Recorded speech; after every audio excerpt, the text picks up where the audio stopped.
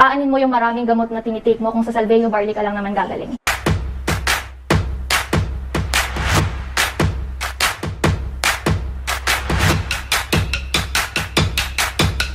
Last month, February 26, 2023, 1 year na akong acid-free.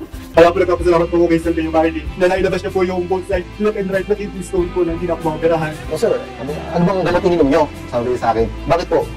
Wala na kayong wala na kayong stone. Talagang tuwang-tuwa ako, grabe. Ito ang nagsig sa akin. Talaga bumalik yung bukol ko sa tulong po ng SBG dahil tuloy-tuloy ko po siyang iniinom. Pagbuhat po ng May hanggang ngayon po, ito lang po ang iniinom ko. Effective po siya kasi nawala na po yung aking hyperacidity. Basta nung nag-start na ako ng SBG, talagang hindi na ako hinihika. Sa tulong ng Panginoon, tsaka din ng Salveyo, talagang cancer-free na ako. Gumaling po lahat ng aking sakit, lalo na sa aking kidney stones na nagpapahirap sa akin. Maraming salamat sa SBJ. I am so blessed po. Nagkala ko po ito ng hilo. Salveyo ang nagbigay sa akin ng lakas. Mabubuhay pa ako ng matagal.